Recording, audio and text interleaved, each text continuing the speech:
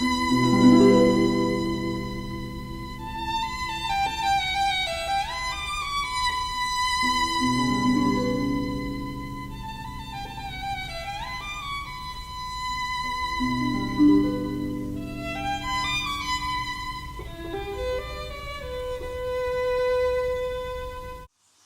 tarde, pessoal. Tudo certinho? Estamos aqui hoje na casa do professor Ângelo Monteiro. Ele foi professor da UFPE de 1976 até 2007. Ele foi professor de filosofia antiga, de estética, de filosofia da arte. E ele também é um dos grandes poetas, né, do nosso estado, os grandes poetas do nosso país. Ele é atualmente membro da Academia Pernambucana de Letras desde 2014.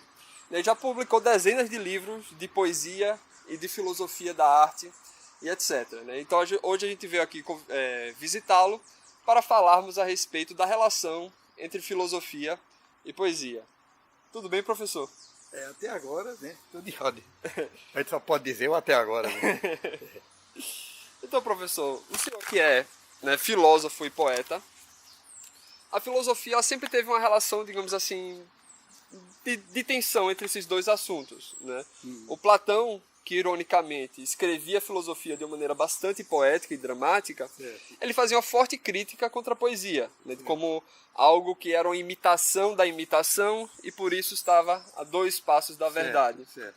Já o Aristóteles, por sua vez, ele tinha uma perspectiva diferente. Na poética, ele diz que a poesia seria mais filosófica e mais nobre do que a própria história, né, porque é algo que trata do mais universal, a poesia.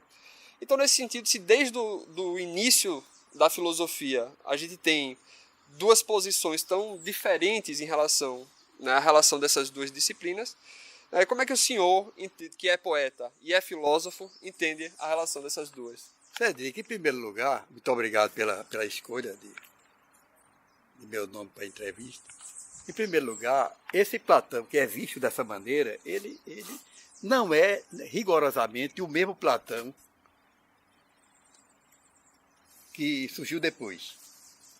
Essa visão do Platão é a visão mais classicista, mais antiga sobre Platão. Na realidade, tanto Platão quanto Aristóteles discorriam sobre a mímesis.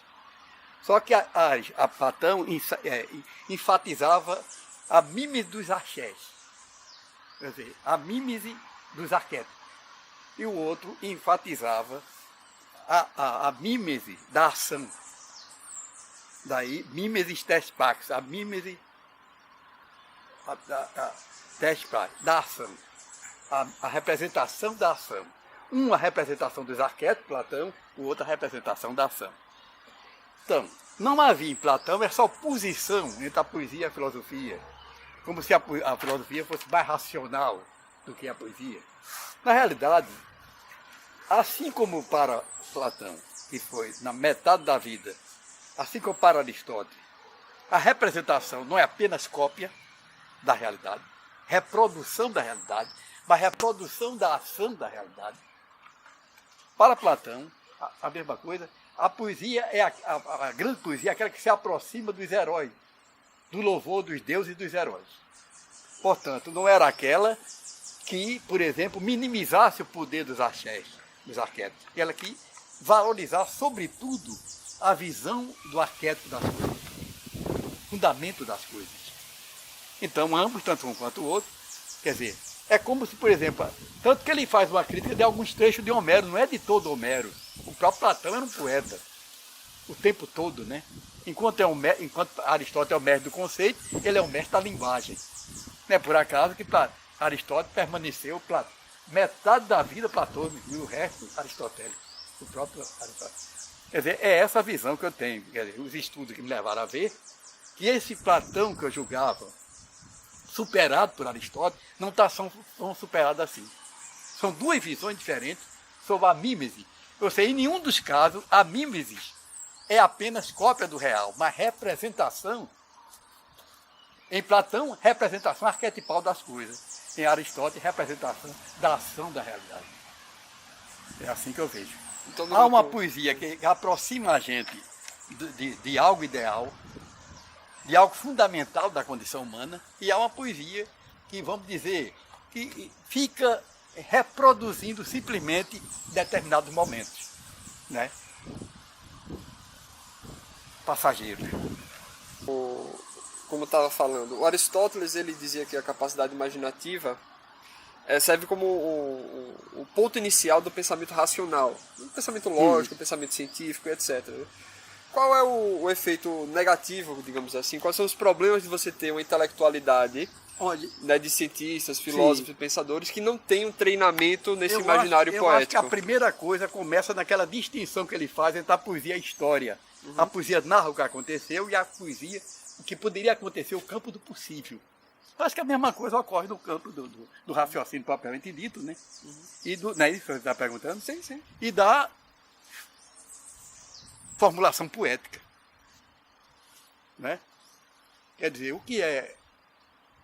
qual é a diferença entre a poesia e a filosofia? Uma é o campo da hermenêutica e a outra é a canção, é a hermenêutica do ser, vamos dizer assim.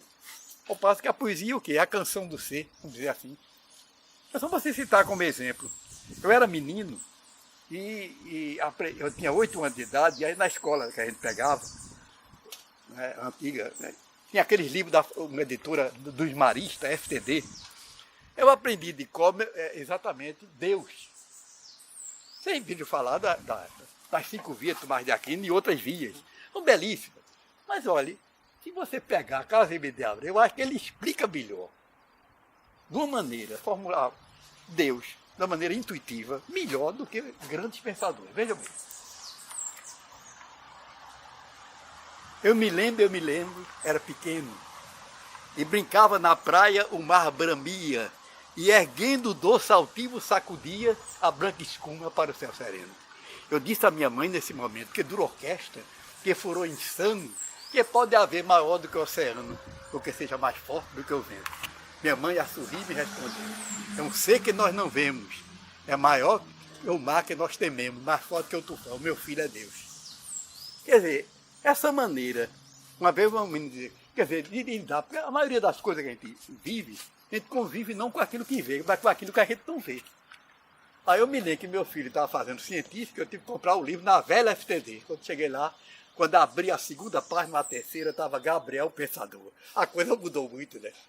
Quer dizer, de Casimiro de Abreu para Gabriel o Pensador. Eu tive que pagar, né? Fazer o quê? Né? A escola exigia. Agora, eu pagar para mandar o filho estudar Gabriel o Pensador, é terrível, vai. Então, nesse sentido, professor, quando a gente observa assim, a história do pensamento humano, a gente sempre percebe que, antes de ter um grande movimento intelectual, filosófico, etc., sempre esses movimentos foram antecipados de grandes poetas, né? Você sempre tem a figura de algum grande poeta que serve como esse unificador do imaginário dos intelectuais, né? Digamos, tinha Homero na Grécia, né? Virgílio em Roma, né? Shakespeare na Inglaterra, enfim, né? Inúmeros, né?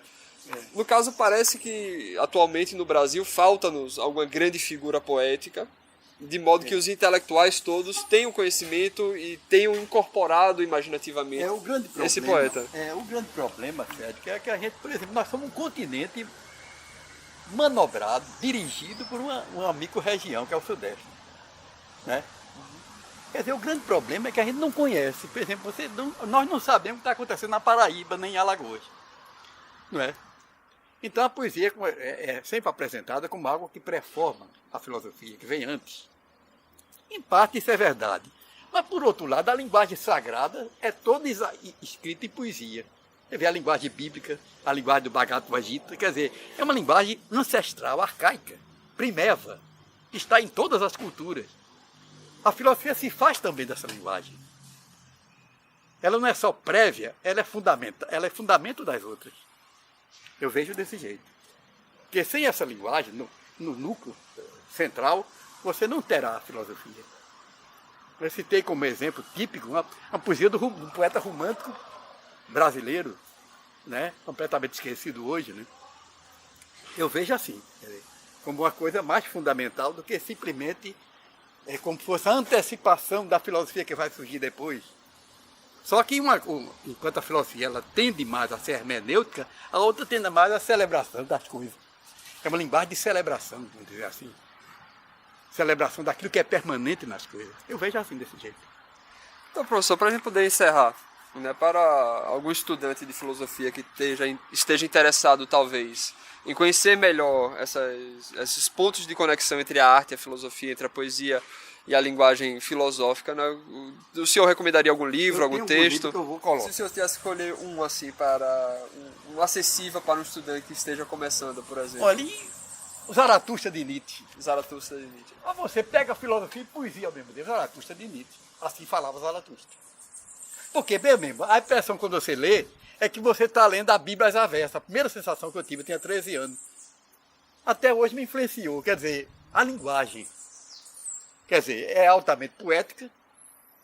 Inclusive começou a loucura ali naquele livro. Eu já estava louco. Agora, uma loucura iluminada. Né? Quer dizer, uma loucura daquela é outra coisa. Né? Você vê, o cara já estava... Você sabe a história da loucura. Estavam batendo num burro, ele foi defender o burro. Né? E o burro foi que levou Cristo para Jerusalém, levou da fuga da Egito. Né? O burro é um animal extraordinário. Ele reconheceu que o burro é meu irmão. Né? Né? Cara, veio o burro apanhar, rapaz, é figura. Então, professor, muito obrigado pelo seu tempo, pela disponibilidade. Né? Certo. Eu gostei muito de estar com vocês hoje.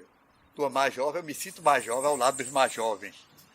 Estão refazendo a vida, enquanto a minha está murchando. Então eu gostei muito. Que é um ex-aluno, um cara extremamente inteligente, entendeu? E acompanhado, por exemplo, de uma menina, chegou a ser minha aluna, né? Que eu vim reconhecer assim, e mais a presença de Paulo Cantarelli. Quer dizer, essa trindade que veio me entrevistar, eu sou muito grato, porque é uma forma de ver quem concorda ou discorda daquilo que eu disse, né, lá fora. Essa ideia sua de entrevistar veio como assim? Eu estava